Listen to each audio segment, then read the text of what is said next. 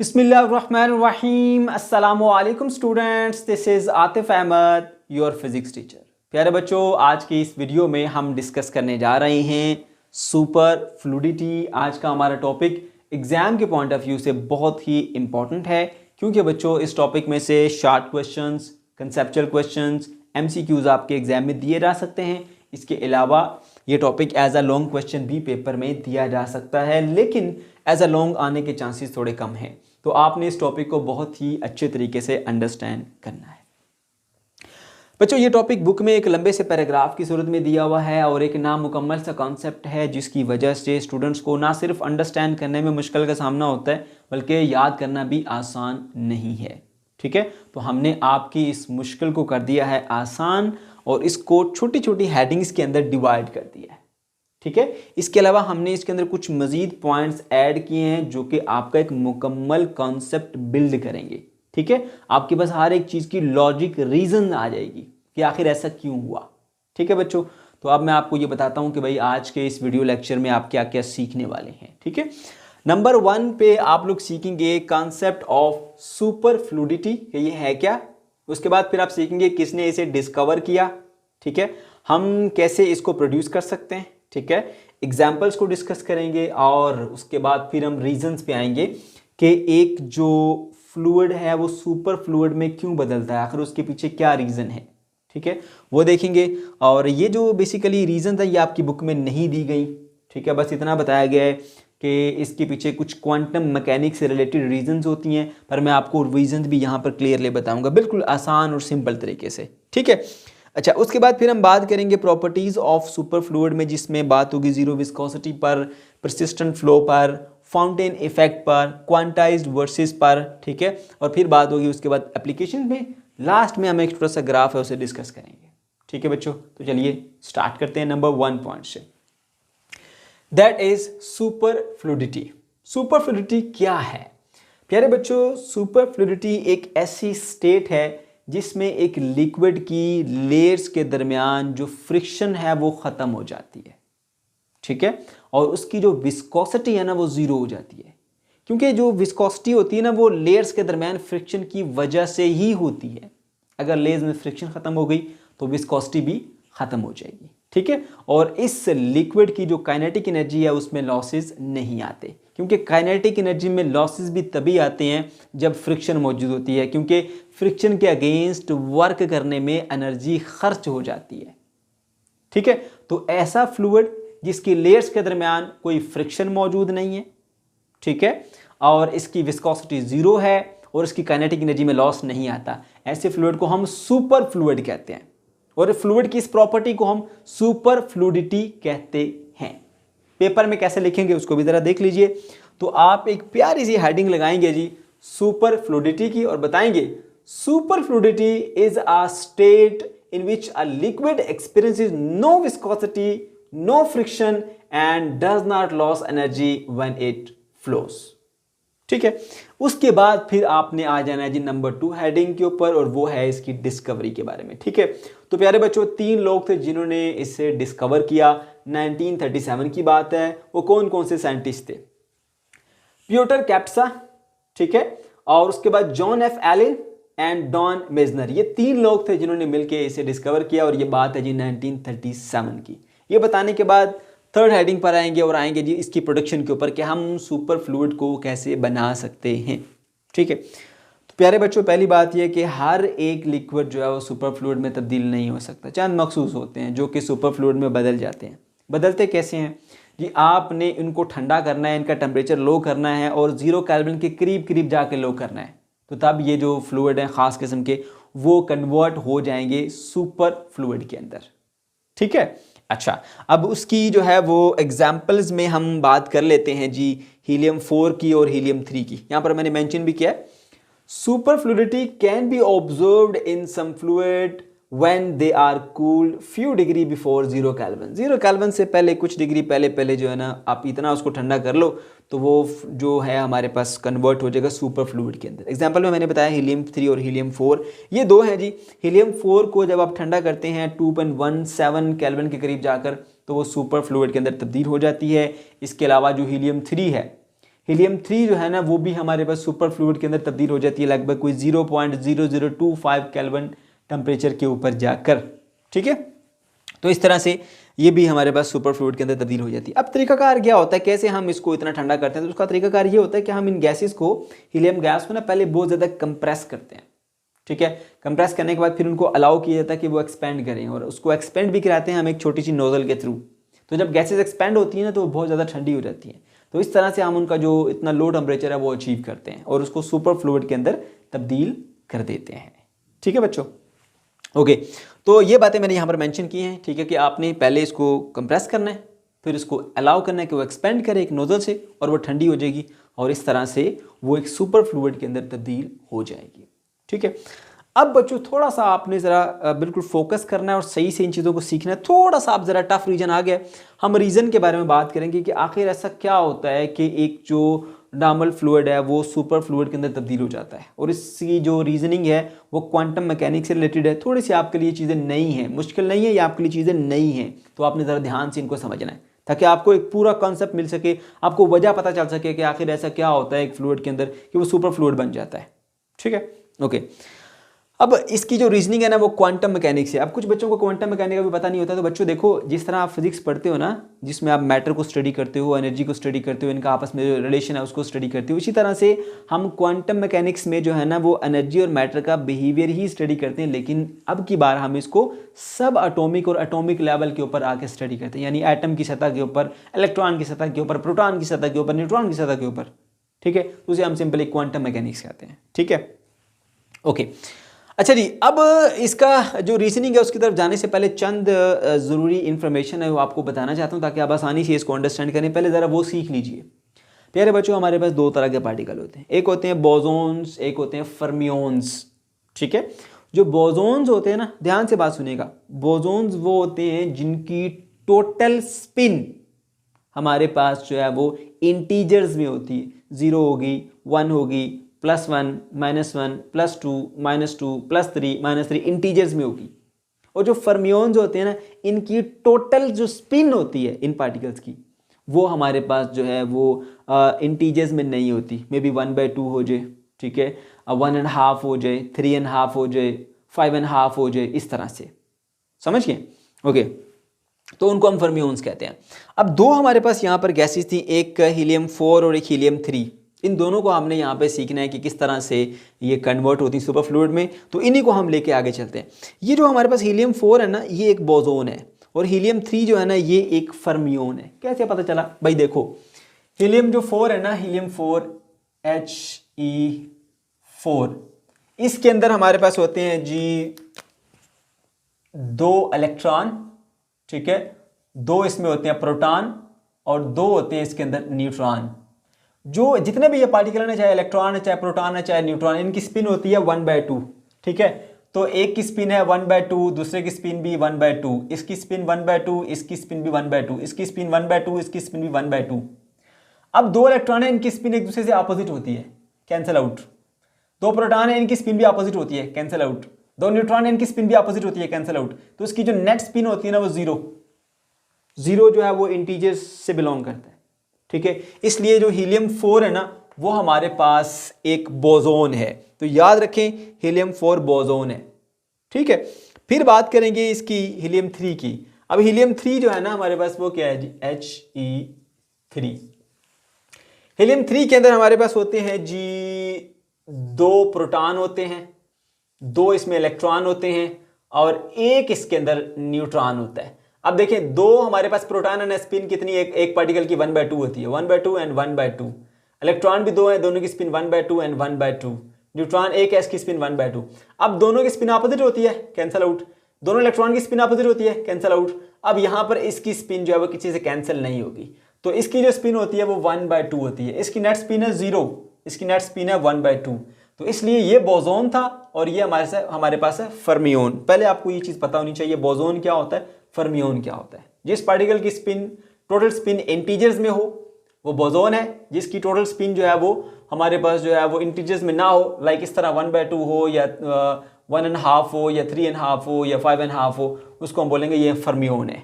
ठीक है, तो इस हिसाब से हीलियम 4 एक बोसोन है, हीलियम 3 एक फर्मियोन है। इतनी बात समझ में आ गई। अच्छा, अब आगे चलते हैं जी। अब जो बेसिकली जो एक फ्लूइड को सुपर फ्लूइड में तब्दील करता है ना, जो वो है जी हमारे पास बोस-आइंस्टाइन कंडेंसेशन का प्रोसेस। ठीक है ना।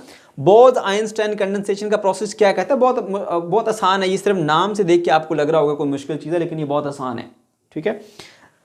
बोस-आइंस्टाइन कंडेंसेशन के कंसेप्ट के मुताबिक जब बोसॉन्स को ठंडा किया जाता है, लोअर टेम्परेचर पर लाया जाता है, तो ये बोसॉन्स जो हैं ये आ जाते हैं लोएस्ट एनर्जी स्टेट के ऊपर और सारे एक ही एनर्जी लेवल पे आ जाते हैं, एक ही एनर्जी स्टेट के अंदर आ जाते हैं और एक सिंगल एंटिटी की तरह बिहेव करते हैं। समझ गए? इस कंसेप्ट के मुताबिक, बोस-आइंस्टाइन कंडेंसेशन के कंसेप्ट के मुताबिक जब बोसॉन्स को ठंडा किया जाता है तो सारे एक ही एनर्जी लेवल के ऊपर आ जाते हैं और एक सिंगल एंटिटी की तरह बिहेव करते हैं। ठीक है। अच्छा, अब इन सब का जो है ना वो एनर्जी लेवल मान लीजिए एक ही हो गया। ठीक है। और इन सब की जो इस लेवल के ऊपर जब ये जो पार्टिकल्स हैं बोसॉन्स, वो एक पार्टिकल से ज्यादा एक वेव की तरह बिहेव करते हैं, एक पार्टिकल से ज्यादा एक वेव की तरह बिहेव करते हैं और ये सारे वेव्स ओवरलैप होकर ना एक सिंगल जो है वो क्वांटम फ्लूइड बना देते हैं। ठीक है। अब इसमें क्या होता है, क्योंकि यहाँ पर इन सब का एनर्जी लेवल सेम है, तो इनमें जो कोलिजन है ना, कोलिजन वो बहुत ही कम या ना होने के बराबर होती है। तो फ्रिक्शन बेसिकली जो आ रही होती है वो कोलिजन की वजह से आ रही होती है। ठीक है। इन सब की वेलोसिटीज भी सेम होती हैं। अब ये सिंगल एंटिटी की तरह बिहेव करते हैं। ठीक है। सबकी वेलोसिटीज भी सेम होंगी। ठीक है। कोई फर्क नहीं होगा क्योंकि सब के सब एक ही एनर्जी लेवल पर पाए जा रहे हैं। सही है। तो इसकी वजह से अब यहाँ पर जो चांस ऑफ कोलिजन है वो भी कम हो जाता है, जिसकी वजह से फ्रिक्शन नहीं रहती और ये एक जो है वो हम कहते हैं जी इसकी फ्रिक्शन खत्म हो गई है और फ्रिक्शन खत्म हुई तो हम कहते हैं इसकी विस्कोसिटी जीरो हो गई है। ठीक है। तो इस तरह जो फ्लूइड है उसकी विस्कोसिटी जो है वो बिल्कुल जीरो हो जाती है और वो सुपर फ्लूइड के अंदर तब्दील हो जाता है। फिर बता देता हूँ हुआ क्या। बेसिकली हीलियम 4 बोसॉन था। बोसॉन की अंदर क्वालिटी होती है, ठंडा करोगे तो वो सारे एक ही एनर्जी लेवल पर आ जाते हैं, सिंगल एंटिटी बन जाते हैं। ठीक है। पार्टिकल से ज़्यादा अब वो वेव नेचर उनके ऊपर हैवी हो जाती है। पार्टिकल भी जो है ना वो वेव नेचर रखता है। याद रखिएगा, हर पार्टिकल से एसोसिएटेड भी एक वेव होती है, पढ़ेंगे आप सेकंड ईयर में। ठीक है। तो वो एक जो है वो वेव की तरह बिहेव करते हैं, सारे ओवरलैप करते हैं। ठीक है। और एक क्वांटम फ्लूइड बना देते हैं, उसकी कोई विस्कोसिटी नहीं होती, कोई उसकी फ्रिक्शन नहीं होती। ठीक है। और यहाँ पर बेसिकली जो है वो सारे के सारे लोवेस्ट एनर्जी लेवल के ऊपर आए हुए हैं। ठीक है। इस वजह से इनकी जो है ना वो आपस में कोलिजन के चांस भी जो है ना, जो रफ कोलिजन होती है वो भी नहीं होती। इस वजह से फ्रिक्शन यहाँ पर जो है वो नहीं होती और विस्कोसिटी भी जीरो हो जाती है। ठीक है। अच्छा, अब ये तो हमने सीख लिया कि भाई हीलियम 4 के अंदर किस तरह से काम होता है। अभी बोस-आइंस्टाइन कंडेंसेशन का प्रोसेस होता है और उस प्रोसेस के थ्रू इसको जो है ना वो एक नॉर्मल फ्लूइड से एक सुपर फ्लूइड में बदल दिया जाता है। अब ये तो बोसॉन नहीं है, ये तो हमारे पास फर्मियोन है। He3 हीलियम 3 तो फर्मियोन है। तो फिर ये क्या करती है, ये हीलियम 3 जो है ना वो एक और हीलियम 3 से मिलकर पेयर बनाती है।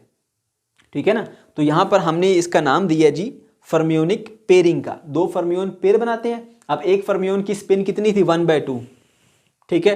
दूसरे की स्पिन कितनी है, 1/2। तो दोनों जब मिल जाएंगे तो एक बन जाएंगे। अब इसकी टोटल स्पिन कितनी होगी, 1/2 + 1/2 1। 1 क्या है, इंटीजर है। तो इस तरह से दो फर्मियोन आपस में पेयर अप होके एक कंपोजिट बोसॉन बना देते हैं। जब ये कंपोजिट बोसॉन बन जाएंगे तो फिर इनके ऊपर भी इसी प्रोसेस के थ्रू जो है वो जो एक नॉर्मल फ्लूइड से सुपर फ्लूइड के अंदर तब्दीली हो जाएगी। क्योंकि यहाँ पर क्या हो रहा है, ये कंसेप्ट किस पे अप्लाई होता है, बोसॉन्स के ऊपर। तो जो फर्मियोन जब पेयर अप हो गए तो वो एक कंपोजिट बोसॉन ही बन जाता है। तो जब ये कंपोजिट बोसॉन बन गए तो फिर जो है वो बोस-आइंस्टाइन कंडेंसेशन के प्रोसेस से गुजरते हुए ये भी जो है वो तब्दील हो जाएंगे इस सुपर फ्लूइड के अंदर। तो इस तरह से हीलियम 3 जो है ना वो भी सुपर फ्लूइड के अंदर तब्दील हो जाती है। ठीक है। अब एक और मैं इसकी रीजन दे देता हूँ जी, माइक्रोस्कोपिक क्वांटम फिनोमेना होता है इसके अंदर। क्या कि wave function of a particles overlap leading to coherent and collective fluid motion.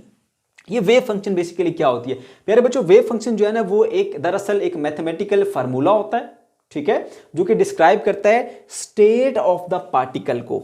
ठीक है। यानी इलेक्ट्रॉन की स्टेट के बारे में जानना चाहते हैं, प्रोटॉन की स्टेट के बारे में जानना चाहते हैं, उसको डिस्क्राइब करता है। तो जितने भी हमारे पास वेव फंक्शन है इन पार्टिकल्स के, ठीक है, वो सारे जो है वो ओवरलैप करते हैं और एक coherent and collective fluid motion बना देते हैं जिसमें कोई फ्रिक्शन नहीं होती। ठीक है। और उसकी विस्कोसिटी जो है वो जीरो होती है।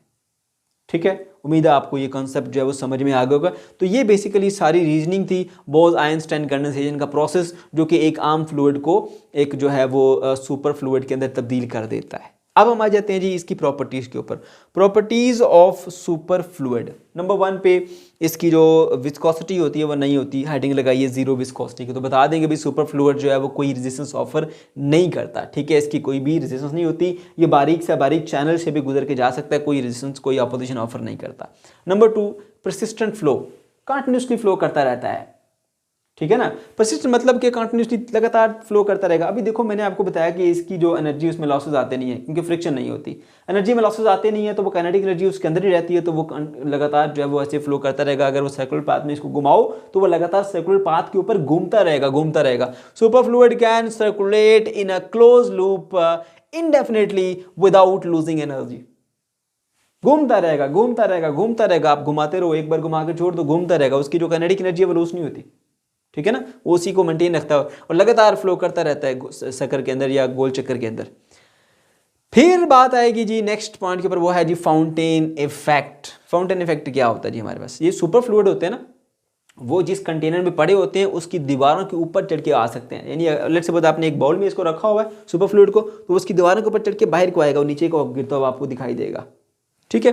तो सुपर फ्लूइड में ये क्वालिटी होती है कि वो जिस कंटेनर में रखा जाए उसके वॉल्स के ऊपर भी चढ़ जाता है, ठीक है, और उस कंटेनर को खाली करने की कोशिश करता है। इस इफेक्ट को हम बेसिकली फाउंटेन इफेक्ट कहते हैं। फिर उसके बाद आए जी आखिरी और सबसे इंपॉर्टेंट पॉइंट, वो है जी हमारे पास क्वांटाइज्ड वर्टिसेस के बारे में। ये क्वांटाइज्ड वर्टिसेस क्या होते हैं बच्चों, देखो आपने एक कोई भी बाउल ले लिया, कोई इसमें बाल्टी ले लो, कोई चीज़ ले लो, पानी डालो, उसमें ऐसे घुमाओ ना, तो उसमें एक सेंटर में एक गड़ा सा बनता है, ऐसे सेंटर की तरफ जाता है, जो नीचे की तरफ बढ़ता जाता है, गहरा मतलब एक गड़ा सा बनता है, उसको बेसिकली वोर्टेक्स कहते हैं, ठीक है ना। तो आम फ्लूइड के अंदर जो वर्टेक्स बनते हैं और जो सुपर फ्लूइड में वर्टेक्स बनते हैं ये थोड़े से डिफरेंट है, ठीक है ना। आम फ्लूइड में आपने ऐसे बाल्टी में पानी डाला, घुमाया, तो सेंटर में एक वर्टेक्स ऐसे बन जाएगा, लेकिन सुपर फ्लूइड के अंदर जो है वो एक की बजाय बहुत सारे वर्टिसेस बनते हैं और क्वांटाइज वर्टिसेस बनते हैं, ठीक है।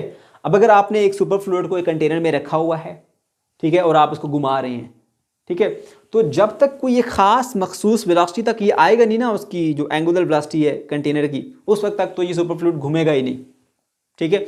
जब उसको एक मखसूस वेलोसिटी मिलेगी जिसको हम बोलते हैं, कोई क्या नाम था उसका, फर्स्ट क्रिटिकल एंगुलर वेलोसिटी ऐसा कुछ नाम था, ठीक है, उस तक पहुंचती है तो तब जाके उसके अंदर पहला वॉर्टेक्स बनता है, ठीक है ना। फर्स्ट क्रिटिकल एंगुलर वेलोसिटी के ऊपर जब वो पहुंचेगा तो उसमें पहला जो है वो वर्टेक्स बनेगा। अगर उस वेलोसिटी से कम वेलोसिटी एंगुलर वेलोसिटी पे घुमाते रहोगे तो घुमाते रहो, वो सुपर फ्लूइड नहीं घूमेगा, ठीक है। जब उस खास वेलोसिटी के ऊपर आएगा उसके बाद फिर वो घूमने शुरू करता है और उसके अंदर पहला वर्टेक्स जो है ना वो बनता है।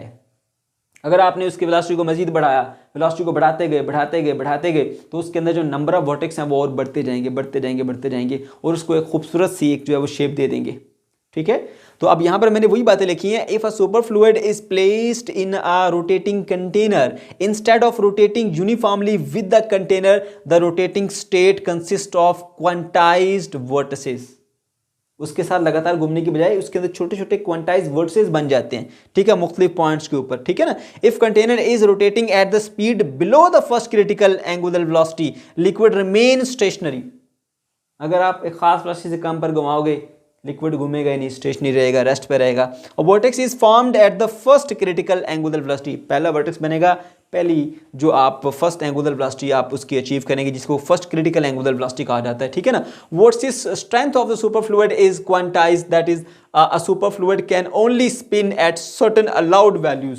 हर वैल्यू के ऊपर नहीं आपका वर्टेक्स बनेगा, सर्टेन अलाउड वैल्यूज के ऊपर बनेगा। और जैसे जैसे आप इसको बढ़ाते जाएंगे उसकी जो एंगुलर वेलोसिटी है वैसे वैसे नंबर ऑफ वर्टिसेस जो है उसके अंदर बढ़ते चले जाएंगे। If rotational speed is increased more and more quantized vertices will be formed, उसके अंदर मजीद क्वांटाइज्ड वर्टिसेस जो है वो बनते चले जाएंगे, ठीक है। तो ये एक बड़ी ही यूनिक एक कह लीजिए इसकी अंदर प्रॉपर्टी है जो कि एक आम फ्लूइड के अंदर नहीं पाई जाती। अब बात कर लेते हैं जी इसकी एप्लीकेशन के ऊपर। पहली एप्लीकेशन है, it is use in high precision devices like gyroscope, ठीक है, जायरोस्कोप के अंदर इस्तेमाल करते हैं, ठीक है। नंबर 2 पे हीलियम 4 जो है उसको हम यूज़ किया जाता है जी हमारे पास जो है ना वो ये है जी क्रायोजेनिक कूलिंग सिस्टम्स के अंदर। क्रायोजेनिक जो है वो बेसिकली ज़रा इसको समझ लीजिए, क्रायोजेनिक जो है ना दो लफ्ज़ों से मिलकर बना है, ये ग्रीक लेटर से बना हुआ, क्रायो प्लस जेनिक। क्रायो का मतलब होता है जी इसको मतलब ठंडा करना, किसी चीज़ को कूल करना, और जेनिक का मतलब होता है प्रोड्यूस करना, ठीक है ना। क्रायोजेनिक मतलब ठंडक प्रोड्यूस करना। तो क्रायोजेनिक सिस्टम या क्रायोजेनिक कूलिंग सिस्टम बात एक ही है भाई, ये हमारे पास बेसिकली कूलिंग सिस्टम होते हैं, ठीक है। और ये जहाँ पर इंडस्ट्री में बहुत ज़्यादा हीट प्रोड्यूस होती है तो उनको ठंडा करने के लिए जो है ना वो हम इनका इस्तेमाल करते हैं, ठीक है ना, सुपर फ्लूइड्स का, जिससे वो ठंडे होते हैं। ठंडे कैसे हो सकते हैं भाई, देखो इसके अंदर ये एबिलिटी होती है कि बड़ी तेज़ी से फ्लो करके जा सकता है, ठीक है, और हर कोने खुदरे में ये चला जाएगा, ठीक है। ये आम फ्लूइड की तरह बिहेव नहीं करता, आसानी से ये फ्लो कर सकता है क्योंकि इसकी काइनेटिक एनर्जी में लॉसेस आते नहीं है, तो हर कोने खुदरे में ये जाएगा, ठीक है, और इसकी कोई फ्रिक्शन भी नहीं होती, तो ये बिल्कुल ईजिली फ्लो करके जा सकता है और वहाँ से हीट को निकाल सकता है। फिर उसके बाद use to trap and slow the speed of light, इसका एक और काम भी हम इससे लेते हैं। हम स्पीड ऑफ लाइट को स्लो डाउन करने के लिए, उसको ट्रैप करने के लिए भी सुपर फ्लूइड का इस्तेमाल करते हैं, ठीक है। अब एक छोटा सा ग्राफ है, ज़रा इसको भी देख लीजिए। मैंने जैसा आपको बताया था कि भाई आपने बेसिकली करना क्या है, उसको ठंडा करना है उसको फ्लूइड को, ठीक है, और एक ख़ास टेम्परेचर के ऊपर आके फिर वो सुपर फ्लूइड के अंदर तब्दील हो जाएगा। तो यहाँ पर देख सकते हैं आपके हमारे पास जो है ना यहाँ से इस तरफ को, ये हम हीलियम 4 की बात कर रहे हैं, इधर जो है ना हमारे पास जो टेम्परेचर है वो हम कम करते जा रहे हैं, ये 0 केल्विन है, ठीक है। टेम्परेचर कम करते जा रहे हैं, कम करते जा रहे हैं, कम करते जा रहे हैं। तो यहाँ पर जैसे ही हमारे पास इधर आएगा 4 से 3 के दरम्यान, तो आहिस्ता आहिस्ता जो है ना वो लिक्विफाई होना शुरू हो जाएगा। और आगे देखिए यहाँ पर सिर्फ टेम्परेचर नहीं, साथ साथ हमारे पास एक और फैक्टर भी है, ये प्रेशर का, ठीक है। प्रेशर अगर लो रखेंगे तो फिर ये टेम्परेचर लो करने से सुपर फ्लूइड के अंदर तब्दील हो जाएगा। अगर आपने प्रेशर को बढ़ाया तो ये वापस इससे सॉलिड में तब्दील हो जाएगा, ठीक है। तो आप देख सकते हैं कि इससे अबव अगर प्रेशर हुआ तो फिर ये इसमें सुपर फ्लूइड में जाने की बजाय किस में तब्दील हो जाएगा, हमारे पास डायरेक्टली ये सॉलिड में तब्दील हो जाएगा। बात समझ गए? ये देखिए ना टेम्परेचर कितना था 2.17 K, ठीक है। इस टेम्परेचर के ऊपर जाके ये चेंज हो जाता है सुपर फ्लूइड के अंदर। तो ये देखें ये 3 है और ये 2 है, इसके दरम्यान यहीं पे कोई वैल्यू होगी 2.17 K, ठीक है। तो आप ठंडा करते करते करते करते जब आ जाएंगे 2.17 K के ऊपर तो अब ये सुपर फ्लूइड के अंदर तब्दील हो जाएगा। लेकिन एक बात का ख्याल रखा जाए कि यहाँ पे प्रेशर जो है ना वो लो होना चाहिए। ये मेगा पास्कल में प्रेशर दिया हुआ है। अगर प्रेशर जो है वो ज़्यादा हुआ, जैसे यहाँ पे आप देख सकते हैं ये प्रेशर ज़्यादा हुआ, इस वैल्यू से ज़्यादा हुआ, तो फिर ये सुपर फ्लूइड में बदलने की बजाय सॉलिड में तब्दील हो जाएगा, ठीक है बच्चों। तो ये था हमारा आज का लेक्चर। अगर आपको कोई कन्फ्यूजन है या किसी किस्म का कोई प्रॉब्लम है तो कमेंट सेक्शन के अंदर आप ज़रूर पूछ सकते हैं। वीडियो अच्छी लगी तो उसको लाजमी से लाइक कीजिएगा, अपने दोस्तों के साथ शेयर कीजिएगा। चैनल को अगर अभी तक सब्सक्राइब नहीं किया तो उसको लाजमी से सब्सक्राइब कर लीजिए। अल्लाह हाफिज़।